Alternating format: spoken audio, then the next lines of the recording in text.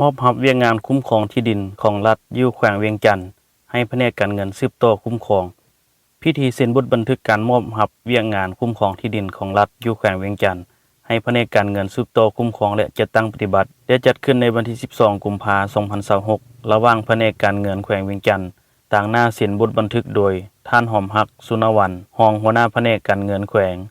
และท่านปอบุญพระจันทร์บุญทลารองหัวหน้าแผนกกสิกรรมและสิ่งแวดล้อมแขวงโดยซ่องหน้าท่านสมประสงค์สุวงศ์คำจันทร์รองประธานคณะกรรมการปกครองแขวงเวียงจันทน์มีบรรดาท่านจากกระทรวงการเงินและต่างหน้าแผนกการภายในแขวงเข้าร่วมเป็นสักขีพยานท่านคำมานเสียหาลัยหัวหน้าแขนงคุ้มครองทรัพย์สินแห่งรัฐแผนกการเงินแขวงได้ขึ้นพาดเนื้อในบทบันทึกการมอบรับเวียกงานคุ้มครองที่ดินของรัฐอยู่แขวงเวียงจันทน์ว่าเพื่อจะตั้งพันขยายบทบันทึกของกองประชุม2กระทรวงคือกระทรวงการเงินและกระทรวงทรัพยากรธรรมชาติและสิ่งแวดล้อมในเมื่อก่อนและสืบต่อจะตั้งปฏิบัติเกี่ยวกับการแบ่งหน้าที่และความรับผิดชอบระหว่างแผนกการเงินร่วมกับแผนกกสิกรรมและสิ่งแวดล้อมแขวงเวียงจันทน์จึงได้ตกลงเห็นดีเป็นเอกภาพในการมอบรับเวียกงานคุ้มครองที่ดินของรัฐอยู่แขวงเวียงจันทน์ให้แผนกการเงินแขวงสืบต่อคุ้มครองและจัดตั้งปฏิบัตินับตั้งแต่เดือนกุมภาพันธ์ปี2026เป็นต้นไป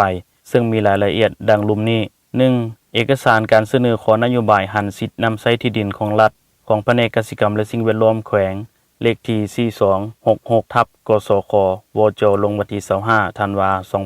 2025มีจำนวน15ตอนที่ได้ผ่านการประเมินมูลค่าเพื่อเสนอคณะนำของแขวงพิจารณา 2. เอกสารเลขที่4267จำนวน26ตอนที่ยังอยู่ในขั้นตอนการเก็บกำข้อมูล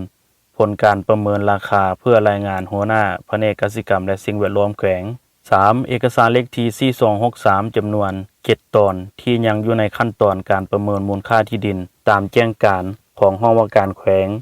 4. เอกสารเลขที่4268จำนวน26ตอนที่ได้มีการเสนอต่อแผนกกสิกรรมและสิ่งแวดล้อมแขวงสำหรับเวียกงานที่แผนกการเงินสืบต่อสมทบกับแผนกกสิกรรมและสิ่งแวดล้อมแขวงเวียงจันทน์เพื่อจะตั้งปฏิบัตินี้เวียกงานเอกสารการเสนอขอนโยบายหันสิทธินำใช้ที่ดินของรัฐที่ได้รับอนุมัติจากการนำแขวงแล้วแต่ปี2020หาปี2025ฉบับเลขที่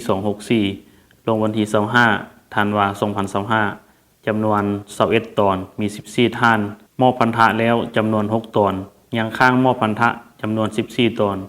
นโยบายล่าจำนวน1ตอนให้แผนกการเงินสืบโตเร่งทวงการค้างชำระเพื่อมอบพันธะเข้างบประมาณให้ครบถ้วนและทันเวลาตามระเบียบการเอกสารเลขที่4265มีจำนวนทั้งหมด37ตอนที่ได้สำรวจและเก็บกำข้อมูลเสนอรายงานคณะกรรมการปกครองแขวงพิจารณาตามระเบียบการนอกนี้ยังมีเวียกงานการสนองข้อมูลและสืบต่อประสานสมทบกันระหว่างแผนกการเงินแขวงและแผนกกสิกรรมและสิ่งแวดล้อมแขวงเวียงจันทน์อีกจำนวนหนึ่ง